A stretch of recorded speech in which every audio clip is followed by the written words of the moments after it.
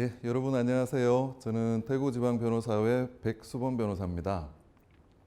여러분 사랑하는 가족과 함께 행복하시죠? 네. 예, 저는 오늘 그 사랑하는 우리 가족에게 적용되는 법에 관해서 좀 말씀을 드리겠습니다.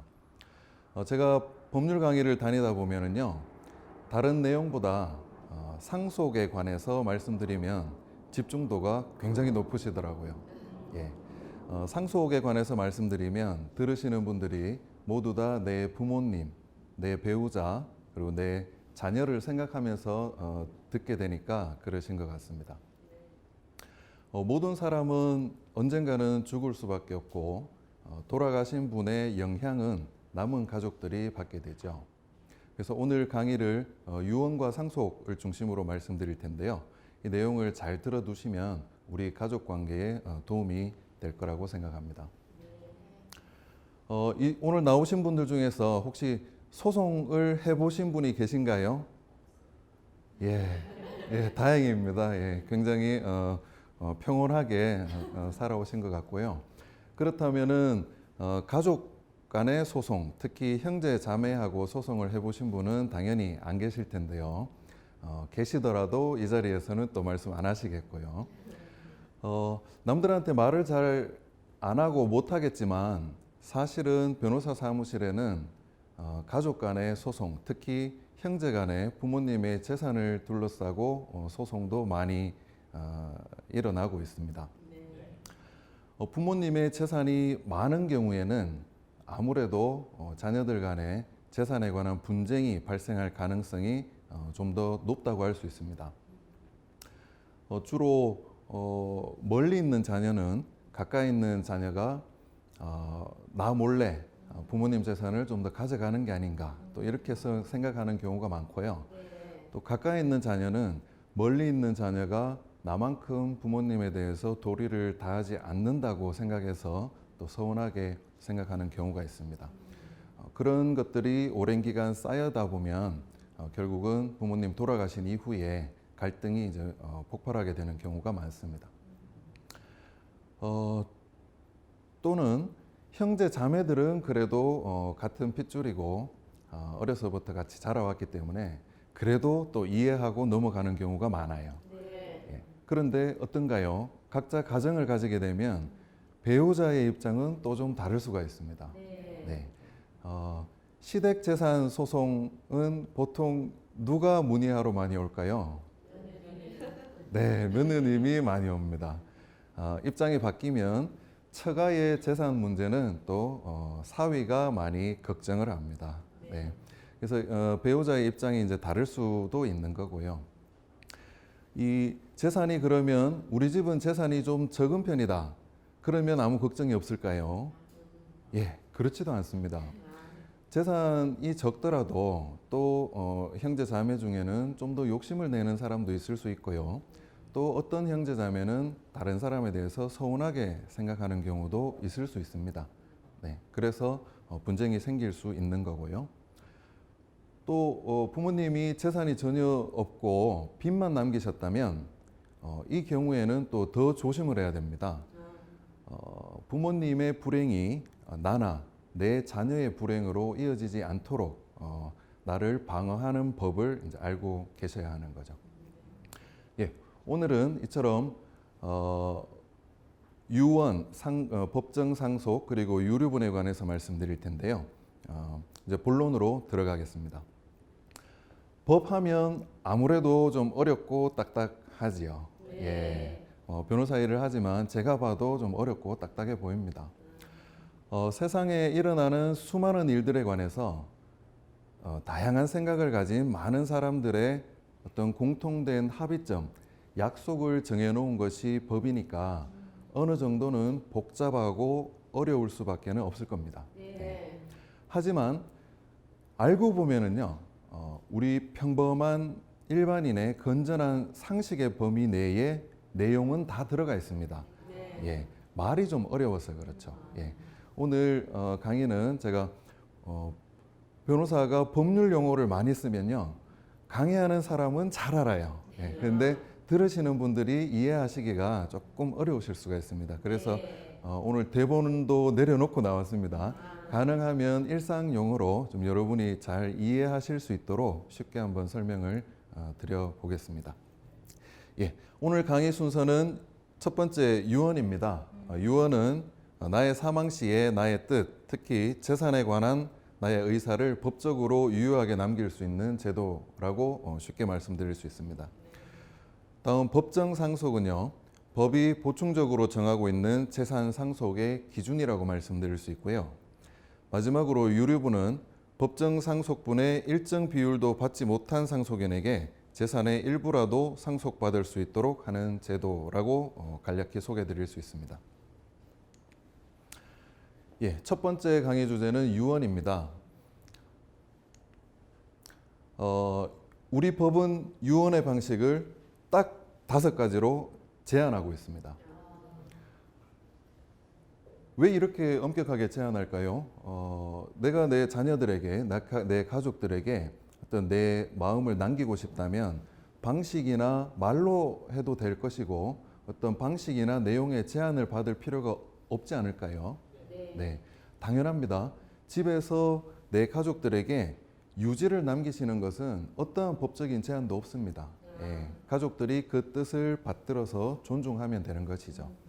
그런데 제가 지금 말씀드리려는 내용은 그 이상의 법적인 효과를 부여하기 위해서는 꼭 지키셔야 할 내용들입니다. 네. 먼저 우리 법이 정하고 있는 유언의 방식은 첫 번째 자필 증서에 의한 유언, 두 번째 녹음에 의한 유언, 세 번째 공정 증서에 의한 유언, 네 번째 비밀 증서에 의한 유언, 다섯 번째 구수 증서에 의한 유언, 이렇게 5가지입니다. 이 5가지 이외의 방식은 전부 다 무효입니다. 네, 오직 이 5가지 방식 중에 한 가지 방식으로 유언을 하셔야만 법적인 유언이 됩니다. 그리고 이 5가지 방식 중에 하나에 해당되더라도요, 요건이 하나라도 흠결되면 또 무효가 됩니다. 네, 그래서 그렇게 하는 이유도 조금 후에 말씀을 드리겠습니다. 이 유언의 방식 5가지 중에서 1번 자필 증서에 의한 유언이 오늘 여러분께 가장 도움이 되는 방식입니다. 왜냐하면요, 자필 증서에 의한 유언은 혼자서 할 수 있어요. 증인이 없어도 됩니다. 비용도 전혀 들지 않습니다. 네, 그래서 가장 간편하게 하실 수 있기 때문에 오늘 자필 증서에 의한 유언을 상세하게 설명드릴 거고요. 그 전에 2번, 3번, 4번, 5번의 방식을 간단하게 소개만 해드릴게요. 2번 녹음에 의한 유언은 말 그대로 내 음성을 녹음하는 방식입니다. 증인이 꼭 있어야 돼요. 증인이 내 유언을 듣고 나는 누군데 이런 유언을 들었다라고 확인을 해줘야 됩니다. 그런데 그 녹음은 눈에 보이는 문서가 아니잖아요. 네, 그렇다 보니까 많이 이용되는 편은 아닙니다. 3번 공정증서에 의한 유언은 아마 많이들 들어보셨을 텐데요. 가장 안전한 방식이라고 말씀드릴 수 있습니다. 비용이 들지만 공정사무실을 찾아가시면 전문가들이 다 알아서 해주죠. 예, 어떻게 해야 될까 고민하실 필요가 없는 방식입니다. 다만 공정증서에 의한 유언도 2명 이상의 증인이 필요합니다. 예, 공정사무실 가시면 다 안내를 해주실 텐데 공증인의 면전에서 증인 2인 이상을 같이 동석해서 유언을 남기셔야 합니다. 다음 4번 비밀 증서에 의한 유언은요, 말 그대로 내가 남기는 유언의 내용을 내가 사망할 때까지 비밀로 할 수 있는 방식입니다. 이것도 증인이 있어야 돼요. 유언장을 작성해서 봉투에 넣으시고 엄봉 날인 하신 다음에 증인들도 이 사람의 유언장이 이 안에 들어있는 것이 맞다라고 확인을 해주고 또 법원에서 확정 일자인도 받으셔야 하는 방식입니다. 굉장히 안전한 방식 중에 하나이지만 그만큼 요건도 주의하셔야 되는 그런 방식입니다. 마지막 구수증서에 의한 유언은요, 나머지 1, 2, 3, 4번 방식에 의한 유언을 모두 할 수 없을 정도로 급박한 사정이 있을 때에만 하실 수 있는 방식입니다. 말하자면 건강 상태가 이제 극도로 안 좋아지셔서 문서를 쓰거나 말을 이렇게 제대로 증인을 불러서 하기 어려우실 때, 그럴 때 이제 말로 할 수 있는 방식인데요. 저 방식도 증인이 필요하고 또 급박한 사유가 종료한 이후에 돌아가시기 전이라도 법원에 확정일자인을 검인을 받으셔야 하는 그런 요건이 있습니다. 그래서 결국은 2번, 3번, 4번, 5번은 전부 다 혼자 못합니다. 네. 다른 사람, 증인의 도움이 필요하고 또 비용이 발생할 수 있는 그런 방식입니다. 그렇지만 제가 이제 설명드리려고 하는 자필 증서에 의한 유언의 방식은 그렇지 않습니다. 한번 설명을 드릴게요. 먼저 요건은 굉장히 간단합니다. 그런데 간단하지만 이 요건이 얼마나 중요한지부터 제가 사례를 통해서 먼저 말씀드리고 요건을 설명드리겠습니다. 벌써 10년이 훨씬 넘었는데요. 한 자수성가한 사업가가 계셨습니다. 이분이 생전에 자신의 한 120억 가량의 모든 재산과 유언장을 은행에 맡기셨어요. 예, 그리고 이제 사업가가 돌아가셨거든요. 그래서 사업가의 상속인들이 장례를 잘 치르고 나서 이제 은행을 찾아갔습니다. 사업가가 맡기신 재산을 이제 상속인들에게 내어 주십시오. 이렇게 하니까 은행이 유언장을 제시하면서 상속인들에게 이렇게 말합니다. 죄송하지만 사업가께서 유언장을 저희한테 맡기셨는데 그 내용은 상속인들에게 재산을 하나도 안 물려주시고 유명 사립대학교에 전 재산을 기부하신다는 내용입니다. 그래서 죄송하지만 저희가 이 재산은 모두 사립대학교에 가야 하고 상속인들에게 재산을 내드릴 수가 없습니다. 이렇게 됐습니다. 깜짝 놀란 상속인들이 은행을 상대로 소송을 제기하게 됐죠. 그리고 그 유언장에 따르면 전 재산을 기부받게 될 대학이 그 소송에 은행을 돕기 위해서 참가하게 됐습니다. 수년간의 소송이 벌어졌고요. 결국 1심, 2심을 거쳐서 대법원까지 이 사건이 가게 됐습니다. 유명한 연세대학교 기부 유언 사건인데요. 결론은 어떻게 됐을까요? 네, 좀 여러 가지 이제 견해가 나뉠 수 있는 부분입니다.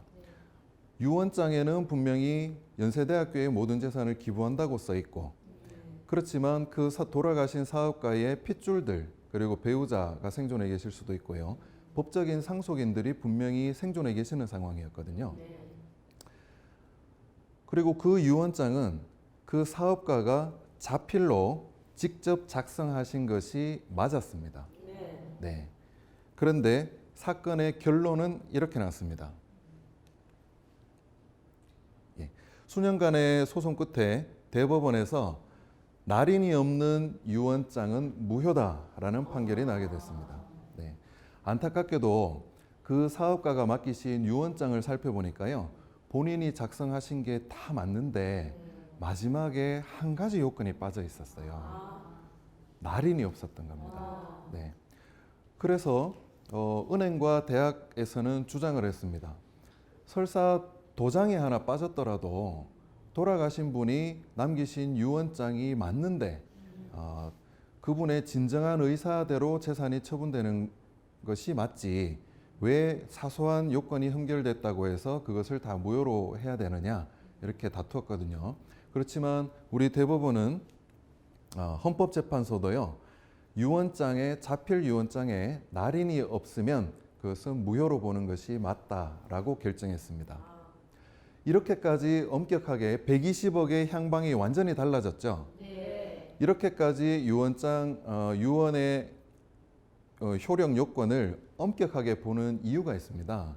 그 이유는 바로 유언장은 유언자가 돌아가신 이후 이 세상에 없으실 때 비로소 효력이 발생하는 문서이기 때문에 불리한 사람에 의해서 유언장이 위조 변조되거나 파기 은닉될 가능성이 굉장히 높은 문서입니다. 네, 그래서 법이 방식을 5가지로 제한하고 그 방식 중에 하나의 방식을 택하더라도 요건이 하나라도 흠결돼도 무효로 해서 결국 그 유언장의 내용이 유언자의 진정한 의사에 합치하더라도 요건이 흠결된 유언장은 무효로 볼 수밖에 없는 것이죠. 네. 이렇게 중요하다는 것을 먼저 말씀드리고 그럼 요건을 설명드리겠습니다. 자필 증서에 의한 유언의 유효 요건은 간단합니다. 네. 전문, 유언할 내용이죠. 연월일, 주소, 성명을 자서하고 날인하면 됩니다. 예. 이게 다입니다. 예. 이게 설명 다 드렸어요. 네. 이렇게 요건이 간단한데요. 하나씩 살펴보겠습니다. 전문은 유언할 내용을 쓰시는 겁니다. 본인이 어떤 내용이라도 상관없습니다. 특히 재산에 관한 내용은 정확하게 남기셔야 되겠죠. 다음 연월일, 날짜까지 다 쓰시면 되고요. 주소, 주민등록상 주소가 꼭 아니어도 상관없습니다. 상세 주소까지 실제 거주하는 주소를 쓰시면 됩니다. 성명, 본인의 이름을 쓰시면 되죠. 이 중요한 것은 이 네 가지를 반드시 자서하셔야 됩니다. 즉, 내 손으로 직접 쓰셔야 됩니다. 나는 글씨가 예쁘지가 않아서 또는 나는 사정이 있어서 직접 손으로 좀 쓰기가 어려운데 해서 다른 사람한테 써달라고 하시거나 컴퓨터로 작성하시거나 하면 절대로 자필 증서에 의한 유언은 될 수가 없습니다. 반드시 내 손으로 직접 쓰셔야 됩니다. 그리고 마지막 다섯 번째 요건이 날인인데요. 날인, 도장을 찍는다는 뜻이죠. 예. 인감 도장을 찍으시고 인감 증명서를 첨부하시면 가장 확실하겠지만 꼭 그렇게까지 안 하셔도 됩니다. 집에 있는 도장, 내 도장이라면 어떤 거든지 찍으셔도 되고요. 도장이 없으면 도장집에 가셔서 간단하게 하나 만들어서 찍으셔도 돼요. 그것도 여의치 않으시면요. 손도장이죠? 예, 무인을 찍으셔도 유효합니다. 네. 그러면 요건 어떨까요? 요즘은 일반적으로 평소에 도장 갖고 다니는 사람 잘 없잖아요. 그죠? 어디든지 사인을 많이 하죠? 자필 유언장에 도장이 없으면 사인해도 될까요? 좀 애매하시죠? 예. 사인만으로는 안 됩니다. 네. 우리 법에 정해진 요건은 정확하게 날인입니다. 즉, 도장을 찍어야 돼요. 그래서 인감 도장이든 다른 도장이든 또 손도장이든 어쨌든 도장을 찍어야 하는 것이지 사인은 서명일 뿐 이 날인은 아니거든요. 네, 그래서 도장도 찍고 사인도 하시는 것은 당연히 가능하지만 도장을 안 찍고 사인만 하신 유언장은 자필 유언장으로서는 무효가 될 수밖에 없습니다. 자필 유언장은요, 유언하고 나니까 생각이 좀 바뀌었어요. 예. 큰애한테 좀 더 주려고 했는데 둘째 애한테 조금 더 줘야 되겠다. 마음이 바뀌면 고치면 됩니다. 네. 변경 삭제하시고 그 옆에 다시 날인만 하시면 돼요. 또 유언장을 새로 쓰셔도 돼요. 오늘 날짜로 유언장 남기시고 내일 하루 자고 나니까 마음이 좀 바뀌어서 조금 다른 내용으로 유언장을 남기시면 됩니다. 그러면 전후의 유언이 저촉될 때는 저촉되는 전의 유언은 철회한 것으로 보게 됩니다. 네, 결국 뒤에 남기신 유언이 유효하게 남는 것이죠. 그리고 이런 자필 유언장을 다 작성하신 후에는요, 어디에 보관을 할까? 또 누구한테 맡기는 게 좋을까? 이것도 상당히 중요한 문제입니다. 일반적으로 말씀드리자면 내 사후에 가족들이 꼭 챙겨볼 곳, 장롱속이라든지 내가 주로 사용하는 서랍이라든지 이런 곳, 금고 이런 데 놔두시는 방법이 있을 거고요. 또는 아까 사업가의 예처럼 은행이나 또 변호사에게 맡기시는 것도 한 가지 방법이 될 수 있습니다. 참고로 공정증서에 의한 유언을 하시면 공증사무실에서 유언장을 20년간 보관을 해주니까 걱정이 좀 덜 하실 겁니다. 그리고 현실적으로는요, 유언장을 작성하셔서 그 유언장의 내용상 가장 유리한 상속인에게 맡겨두시는 것도 현실적인 방법이 될 수 있습니다. 불리한 상속인이 유언장을 먼저 발견하게 되면 유언장을 없애버리고 싶은 그런 유혹을 느낄 수도 있습니다. 예. 그러면 자필 유언장의 예시를 한번 보여드리겠습니다. 전문이죠. 나는 다음과 같이 유언한다. 1, 2. 예를 들어서 A 토지는 갑에게, B 토지는 을에게 준다. 2번 C 토지는 병에게 준다. 일단 이렇게 남겼다가요. 마음이 바뀌면 삭제하고 옆에 도장을 찍으시면 됩니다. 아니다. 정에게 준다. 이렇게 고치셔도 됩니다. 예. 먼저 전문을 남기시고요. 꼭 재산에 관한 내용뿐만 아니라 너희 어머니 잘 모시고 우애 있게 잘 지내기 바란다. 고맙고 사랑한다. 평소에 못하시던 이런 말씀을 남겨보셔도 좋겠죠. 다음은 연월일입니다. 2018년 월 1까지 기재를 하시면 되고요. 다음은 성명이죠. 예, 홍길동 본인의 이름을 쓰시면 됩니다.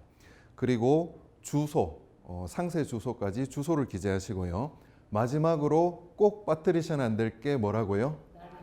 예, 날인. 도장을 찍는 거를 절대로 잊지 마시기 바랍니다. 예, 이렇게 유언장을 손으로 직접 쓰시면 법적으로 유효한 유언이 됩니다. 이 유언장은요, 아무런 비용 없고 증인도 없지만 제가 처음에 말씀드린 5가지 유언의 방식, 이 5가지는 모든 방식들이 법적 효력이 다 동일합니다. 네. 어떤 방식이 효력이 더 강하고 어떤 방식은 효력이 약하고 이렇지 않습니다. 예. 예, 다음은 법정 상속에 관해서 말씀드리겠습니다.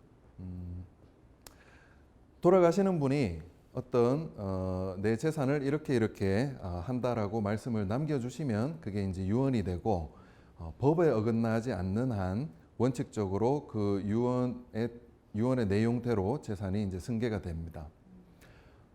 그런 유언을 남기지 않으신 경우에는 남은 상속인들이 잘 협의하면 됩니다. 협의하면 공동상속인 전원이 동의를 하게 되면 상속재산 분할 협의서를 작성해서 가족들이 협의한 대로 재산을 승계하시면 됩니다. 그런데 그런 가족 간의 협의가 되지 않거나 또는 어려우니까 우리는 법에 정해진 대로 하고 싶다 하실 때는 법이 재산 분배에 관한 기준을 제시하고 있는데요. 그 내용을 말씀드리겠습니다. 우선 상속인의 범위와 순위입니다. 상속인의 범위, 누가 상속인이 되느냐는 말씀이죠. 상속인에는 혈족과 배우자가 있습니다.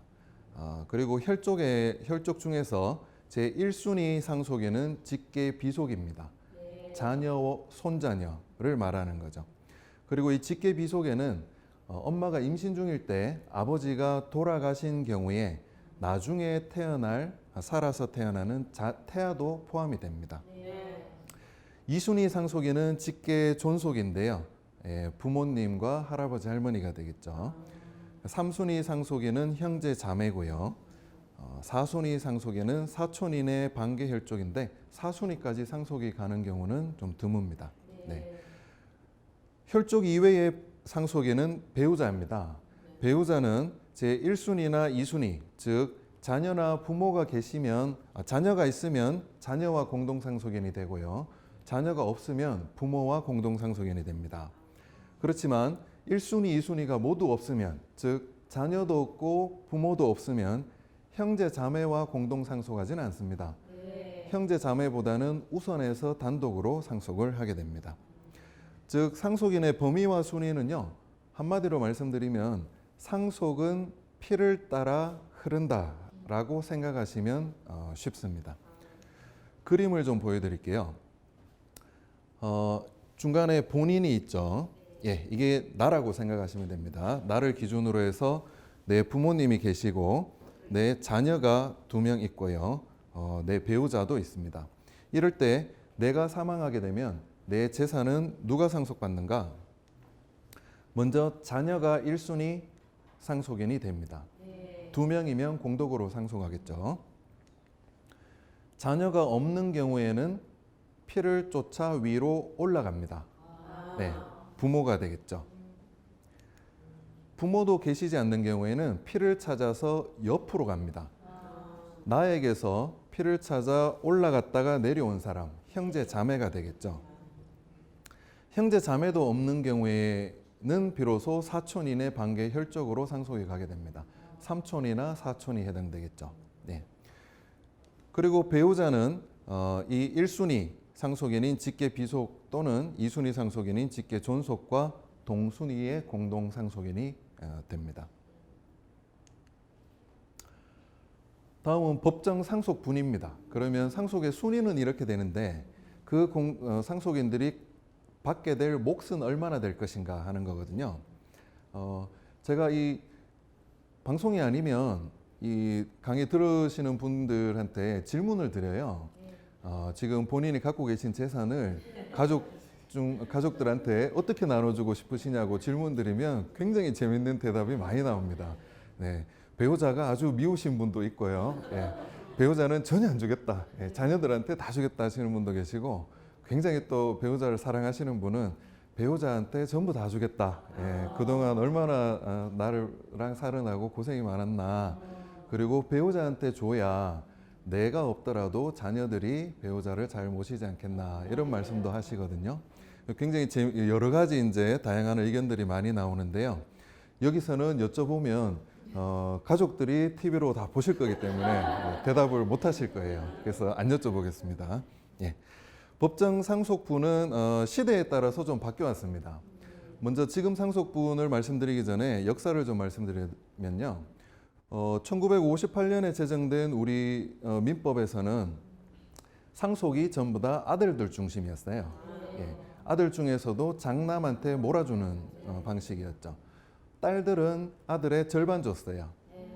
예. 결혼한 딸은 그 반의 반만 줬어요. 예. 그리고 특이한 점은 처에게는 아들의 반밖에 안 줬어요. 예. 처음 제정민법은 그렇게 돼 있었습니다. 그 법이 이제 1970년대를 지나면서 1979년일 겁니다. 법이 개정되면서 시대상을 반영해서 자녀, 딸도 원칙적으로 아들과 같은 몫을 상속받게 됐고요.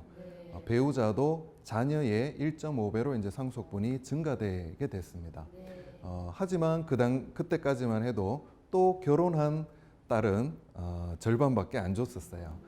그리고 그때는 호주 상속이라는 제도가 있었기 때문에 결국은 이제 장남이 또 상속을 많이 받게 되는 그런 제도였습니다. 그 이후에 지금 법이 바로 이제 1990년에 개정된 법인데요. 지금 법은 이렇게 되어 있습니다. 동순위 공동상속인의 상속분은 같습니다. 균분입니다. 그리고 배우자의 상속분은 공동상속인의 상속분의 5하를 가산하도록 되어 있습니다. 비율로 보자면 자녀의 법정 상속분이 1과 1이라면 배우자의 상속분은 1.5가 되는 것이죠. 예를 들어서 상속재산이 7억 원인 경우라면 자녀들은 아들, 딸, 장남, 차남 구분 없이 각 2억 원을 받게 되고요. 배우자는 0.5배를 5하를 가산한 3억을 받게 되는 겁니다. 참고로 배우자의 상속분은 전 세계적으로 자녀에 비해서 확대되는 추세에 있습니다. 우리나라도 방금 말씀드린 대로 아들의 절반에서부터 발전해서 지금은 자녀의 1.5배까지 왔잖아요. 우리나라에서도 한 10여 년 전부터 배우자에게 전체 상속 재산의 절반을 먼저 상속해주고 그 다음에 나머지 절반으로 자녀들에게 나누어주거나 배우자까지 다시 포함해서 나누어주는 그런 상속법 개정 법안이 2차례 정도 발의가 됐었습니다. 국회를 아직 통과하지는 못했지만요. 결국은 앞으로 언젠가 법이 개정된다면 배우자의 상속분이 확대되는 방향으로 개정될 가능성이 매우 높다 이렇게 말씀드릴 수 있겠습니다. 방금 말씀드린 것이 바로 법정 상속분인데요. 이 법정 상속분은 실제로 상속인이 받게 되는 구체적 상속분과는 조금 다를 수가 있습니다. 우리 주변에 보면 자녀들이 이제 전국에 많이 흩어져서 살게 되죠. 예, 각자 또 가정을 꾸리고 일을 하고 살다 보면 바쁩니다. 그러다 보면 어떤 자녀는 결혼 자금, 유학 자금, 사업 자금 등으로 부모님한테서 재산을 미리 많이 받아가는 자녀도 있을 수 있고요. 또 반대로 어떤 자녀는 부모님을 모시고 살거나 또 가업을 잇거나 또는 부모님을 특별히 장기간 병간호를 하거나 또 요즘은 요양원에 많이 모시죠. 요양비를 전적으로 부담한다든지 다른 형제에 비해서 특별히 기여를 하는 경우도 있을 수 있습니다.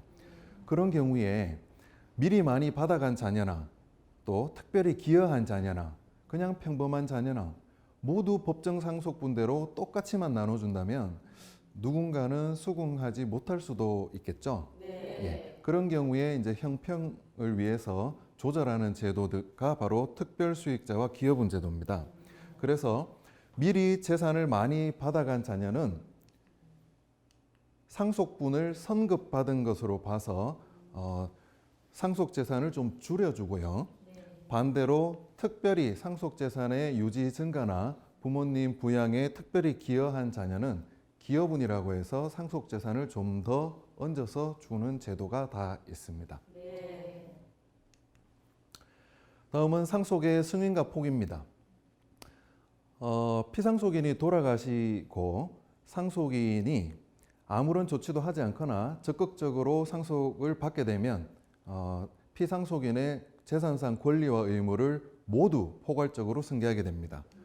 그걸 단순 승인이라고 하고요. 반대로 나는 전혀 상속을 거부하겠다. 전면적으로 피상속인의 권리와 의무 승계를 거부하는 것도 가능합니다. 그것을 상속 포기라고 하는데요. 속으로 마음으로만 해서는 딴 사람들이 모르겠죠. 그러니까 상속 포기를 하시려면 상속이 개시된 날로부터 즉 돌아가신 날로부터 3개월 이내에 가정법원에 가서 상속 포기 신고서를 제출하시면 됩니다. 이 가운데 있는 제도도 있습니다. 그게 바로 한정승인인데요. 한정승인 제도는 피상속인이 남긴 상속재산의 한도에서만 상속 채무를 갚을 책임을 부담하겠다고 선언하는 것입니다. 한정승인도 마찬가지로 상속이 개시된 날로부터 3개월 이내에 가정법원에 한정승인 신고서를 제출하셔야 하는 것이 원칙인데요. 기간을 이렇게만 제한을 하니까 돌아가셨고 나서 3개월 지날 때까지 빚이 많다는 것을 몰랐던 가족들이 많이 생깁니다. 그래서 그런 나중에 가족들이 이제 빚더미에 올라앉는 것을 해결해 주기 위해서 지금은 법이 개정이 되어 있습니다. 돌아가시고 나서 3개월이 지났더라도 채무가 초과하는 사실을 안 날로부터 3개월 이내에 다시 특별 한정 승인을 하실 수 있는 제도가 마련이 되어 있습니다. 대부분의 경우는 상속 채권자가 제기한 민사 소송에 소장이 집으로 송달돼 온 날에서야 비로소 아버지 빚이 많으셨구나 하는 걸 알게 되는 경우가 많기 때문에 그 소장을 받은 날로부터 3개월 이내에 특별 한정 승인 신고서를 제출하시면 되겠습니다. 그러면 빚을 남기신 경우에는 전부 다 상속 포기를 하면 될 게 아닌가 이렇게 생각하실 수가 있겠죠. 결론부터 말씀드리면요. 자녀들이 전부 상속을 포기해버리면 나중에 갓난아이들이 손자녀들이 빚을 상속하게 될 수가 있습니다. 예전에는 이런 경우가 꽤 많았는데요. 좀 설명이 필요합니다.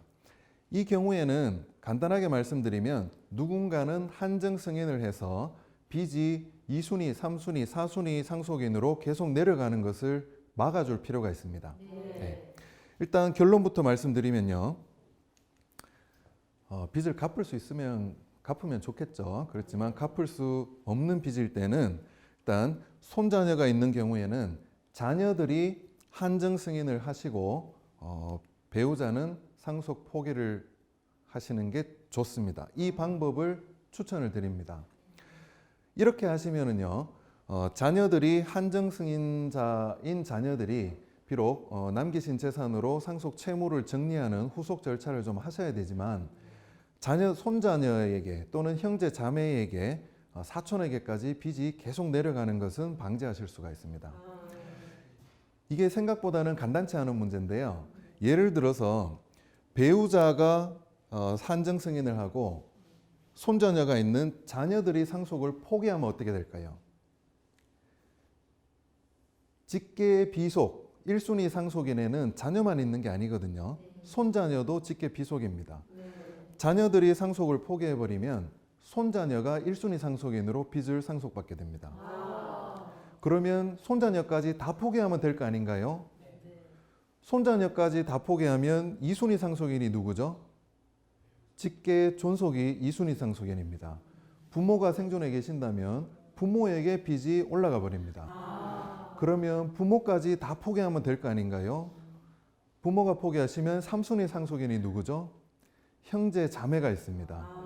형제 자매까지 다 포기하면요, 삼촌 사촌에게 빚이 갈 수 있다는 말씀이거든요.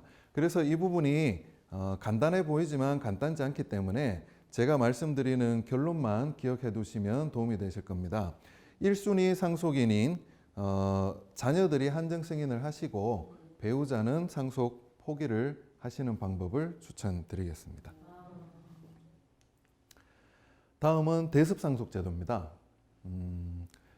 대습상속제도는 우리 주변에서 보면 부모가 생존해 계시는 동안에 자녀 중에 한 명이 먼저 세상을 뜨는 경우가 있죠.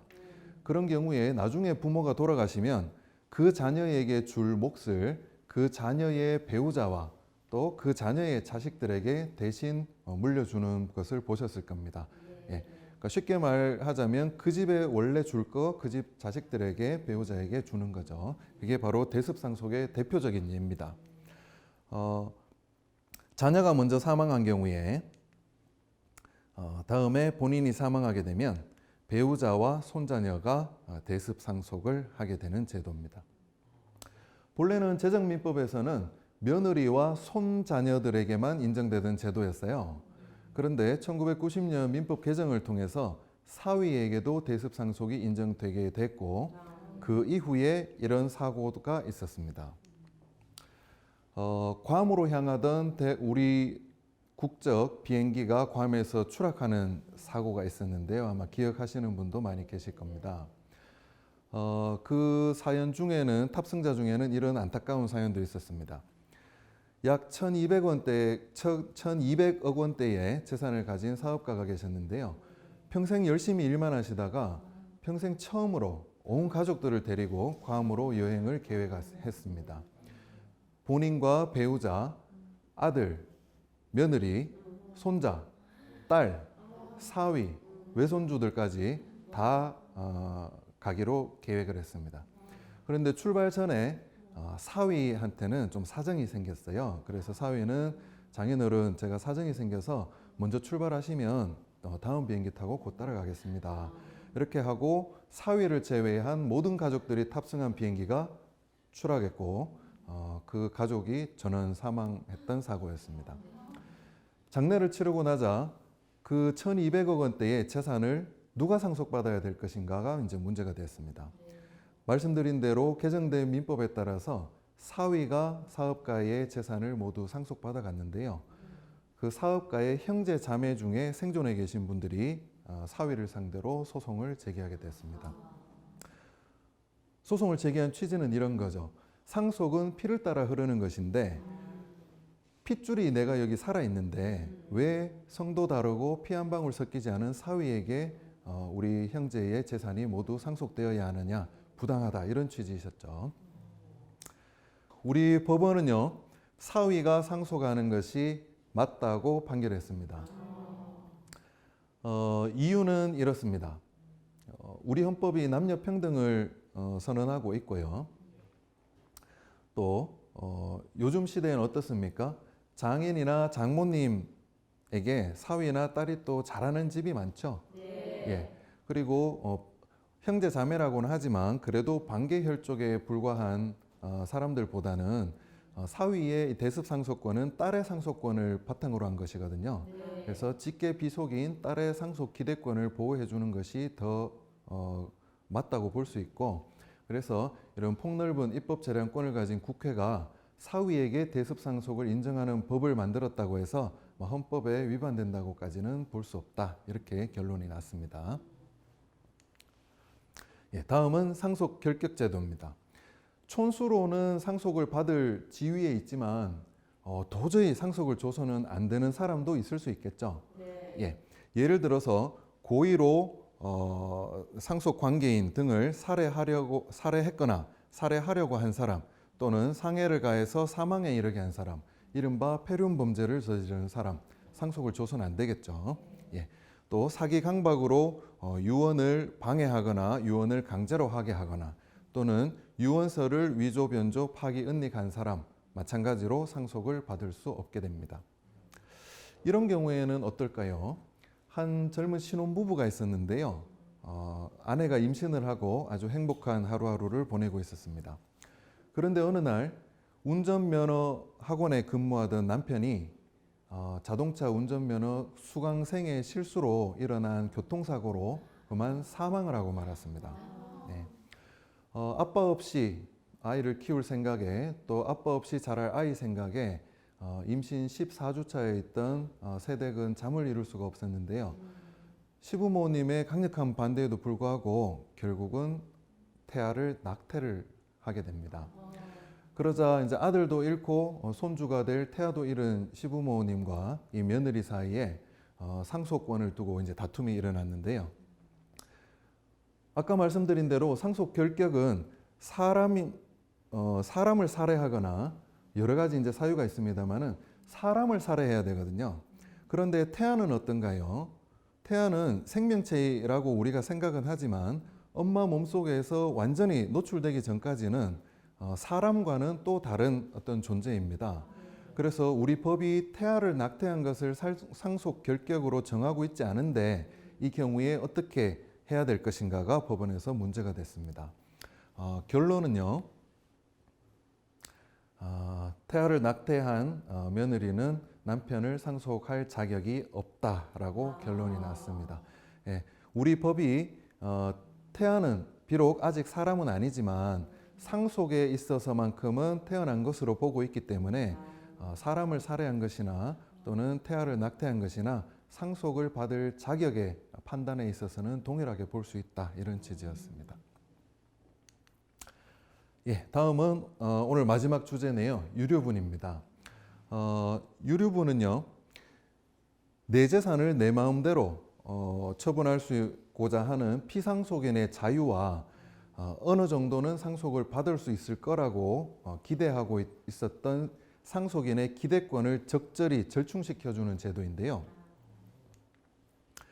먼저 유류분 비율을 보면요, 피상속인의 직계 비속과 배우자, 즉 자녀와 아내나 남편은 본래 자신이 받을 법정 상속분의 2분의 1이 유류분이 됩니다. 그리고 직계 존속과 형제 자매는 3분의 1이 되는데요. 유류분 반환 청구권은 소송상 행사해야 되거든요. 그러니까 소를 제기하셔야 돼요. 그런데 기간 제한이 있어서 좀 주의를 하셔야 됩니다. 상속의 개시와 즉 어른이 돌아가시고 나서 유류분 침해 사실, 내가 받을 수 있는 법정 상속분의 절반도 받지 못했구나 라는 사실을 안 때로부터 1년 안에 반드시 소송을 제기하셔야 하고요. 그 기간은 상속이 개시된 때로부터 10년이 지나서도 안 됩니다. 네, 그래서 이 부분을 좀 주의를 하셔야 되는데요. 특히 공동상속인에 대한 증여는 기간 제한 없이 유류분 산정의 기초 재산이 다 포함이 됩니다. 이 말씀은 무슨 말씀이냐면요. 공동상속인이 아닌 다른 사람에게 재산을 증여한 것은 돌아가시기 1년 전의 것만 유류분 산정의 기초 재산이 되는데, 공동상속인, 즉 대부분 자녀가 되겠죠. 어느 한 자녀에게만 재산을 미리 많이 증여해 주시면 그거는 1년이 아니라 10년이 지난 것이라도 다른 자녀가 자기의 몫을 주장할 때 유류분 산정의 기초 재산에 포함이 된다는 말씀입니다. 그리고 유언과 유류분의 문제가 있는데요. 유언을 남기실 때 어느 한 자녀에게 더 주고 싶으시더라도 덜 받는 자녀가 나중에 자신의 몫에 몰래 받아야 될 몫의 절반은 유류분으로 주장할 수 있다는 걸 감안하셔서 좀 공평을 기해 주시는 것이 도움이 됩니다. 제가 많이 받는 질문이요. 공증하면은 유류분 안 줘도 된다던데 맞습니까? 이런 질문 많이 받거든요. 아닙니다. 예, 처음에 말씀드린 대로 유언의 효력은 공증을 한다고 해서 더 강해지는 게 아닙니다. 예, 그리고 유언을 남기시더라도 또 유언 공증을 하셨더라도 유류분권자의 유류분 반환 청구 행사는 가능하니까요. 그 부분을 감안해서 유언을 남기시는 것이 남은 자녀들 간의 우애에 도움이 될 수 있습니다. 예, 이상으로 이제 오늘 강의 내용을 간단하게 정리해 보면은요. 가족 관계에 관한, 특히 재산 관계에 관한 법률 관계는 원칙적으로 내 자유에 달려 있습니다. 법에 어긋나지 않는 한 내가 남긴 뜻대로 관철이 됩니다. 내가 뜻을 남기지 않았더라도 남은 가족들이 잘 협의하면 협의한 대로 원만하게 처리할 수 있습니다. 공동상속인 전원이 동의하면요. 네. 그리고 마지막으로 법이 보충적으로 재산분배의 기준을 정하고 있으니까요. 이런 자유와 또 협의, 법의 틀 안에서 상속관계가 다 정리가 될 수 있습니다. 예, 이상 오늘 준비한 내용을 모두 말씀드렸는데요. 우리 가족에게 적용되는 이 내용을 잘 참고하셔서 계속 건강하고 행복한 가정 유지하시기를 바라겠습니다. 예, 경청해 주셔서 감사합니다.